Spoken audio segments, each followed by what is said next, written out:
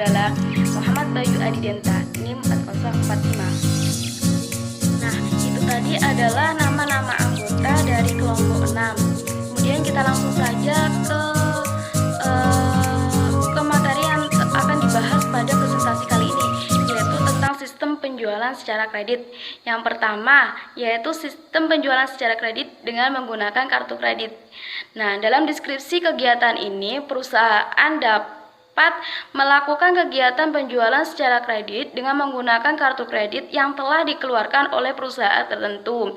Kemudian perusahaan tersebut memberikan kartu kredit tersebut kepada pelanggan yang telah memenuhi syarat atau kriteria tertentu. Nah, pelanggan yang telah memiliki kartu kredit tersebut kemudian menggunakannya untuk membeli barang-barang tertentu, namun hanya pada perusahaan yang telah mengeluarkan kartu kredit tersebut. Kemudian pada akhir bulan atau tanggal tertentu, perusahaan menagih sejumlah harga barang yang telah dibeli oleh pelanggan dalam jangka waktu yang telah lewat. Jika ingin lebih jelas lagi, teman-teman bisa melihat deskripsi kegiatan pada halaman 161 di buku Sistem Akuntansi. Itu tadi adalah deskripsi kegiatan dari penjualan secara kredit dengan menggunakan kartu kredit. Kemudian ada fungsi yang terkait, yaitu ada 6 macam fungsi yang terkait dalam penjualan secara kredit dengan menggunakan kartu kredit. Yang pertama fungsi kredit, yang kedua fungsi penjualan, yang ketiga fungsi gudang, yang keempat fungsi pengiriman, yang kelima adalah fungsi akuntansi, dan yang terakhir atau yang keenam yaitu fungsi penagihan. Nah, untuk teman-teman bisa melihat pada halaman 162 di buku Sistem Akuntansi terkait dengan fungsi-fungsi itu, terkait dengan tanggung jawab dari keenam fungsi tersebut. Di sini saya akan menjelaskan informasi yang diperlukan oleh manajemen. Terbagi menjadi 7, yaitu yang pertama, jumlah pendapatan penjualan. Jumlah pendapatan penjualan yaitu adalah jumlah masukan yang didapat atas jasa atau produk dari pelanggan. Contohnya adalah jual beli.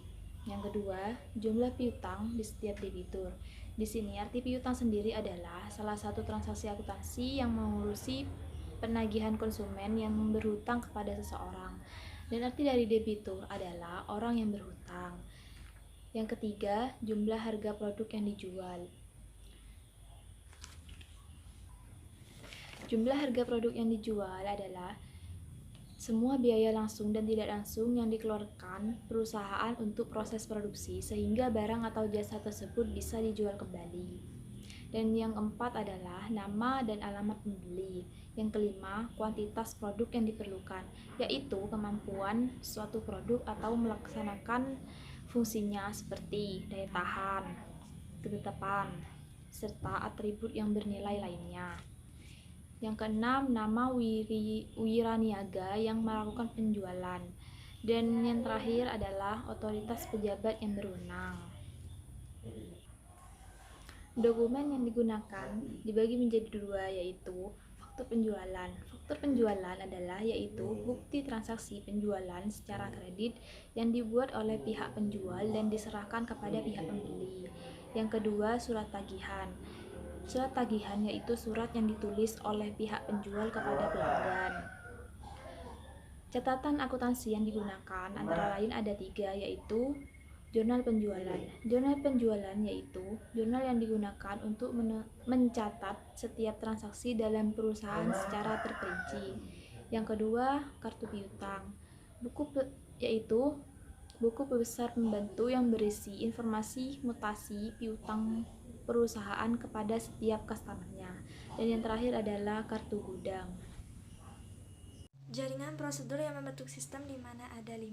Yang pertama, prosedur order penjualan. Kedua, prosedur pengiriman. Ketiga, prosedur pencatatan piutang. Keempat, prosedur penagihan. Kelima, prosedur pencatatan penjualan. Kombinasi prosedur order pengiriman dan prosedur penagihan, di mana di sini ada 4. Yang pertama, prosedur order pengiriman dan penagihan secara terpisah. Kedua, prosedur order pengiriman satuan. Ketiga, prosedur prapenagihan lengkap. Keempat, prosedur prapenagihan tidak lengkap. Saya di sini akan menjelaskan tentang unsur pengendalian internal. Unsur pengendalian internal yaitu ada 3. Yang pertama organisasi, yang kedua sistem otorisasi dan prosedur pencatatan. Yang terakhir yaitu praktik yang sehat. Yang pertama yaitu adalah organisasi. Dalam merancang organisasi yang berkaitan dengan sistem penjualan kredit, unsur pokok sistem pengendalian internal itu ada 4. Yang pertama yaitu adalah fungsi penjualan harus terpisah dari fungsi kredit. Maksud dari kedua fungsi tersebut yaitu adalah untuk menciptakan pengecekan intern terhadap transaksi penjualan kredit. Yang kedua yaitu adalah fungsi akuntansi harus terpisah dari fungsi penjualan dan fungsi kredit. Salah satu unsur pokok sistem pengendalian internal mengharuskan pemisahan fungsi operasi, penyimpanan, dan fungsi akuntansi.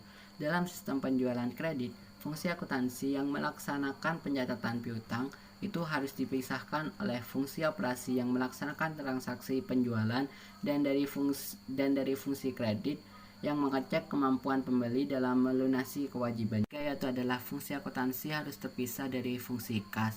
Seperti telah dijelaskan berdasarkan unsur pengendalian internal yang baik, fungsi akuntansi harus dipisahkan dari kedua fungsi pokok yang lain, fungsi operasi dan fungsi penyimpanan. Hal ini dimaksudkan untuk menjaga aset perusahaan dan menjamin ketelitian dan keandalan data akuntansi. Yang keempat yaitu adalah transaksi harus dilaksanakan oleh lebih dari satu orang atau lebih dari satu fungsi.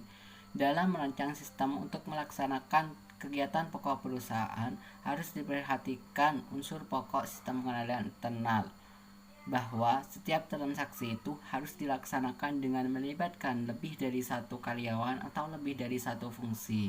Kedua yaitu adalah sistem otorisasi dan prosedur pencatatan. Seperti telah dijelaskan di dalam organisasi, setiap transaksi keuangan terjadi melalui otorisasi tertentu. Tidak ada satupun transaksi yang tidak diotorisasi oleh petugas yang memiliki wewenang untuk memberikan otorisasi. Terakhir yaitu adalah praktik yang sehat. Maksud dari praktik yang sehat adalah setiap pegawai dalam perusahaan melaksanakan tugasnya sesuai dengan prosedur yang telah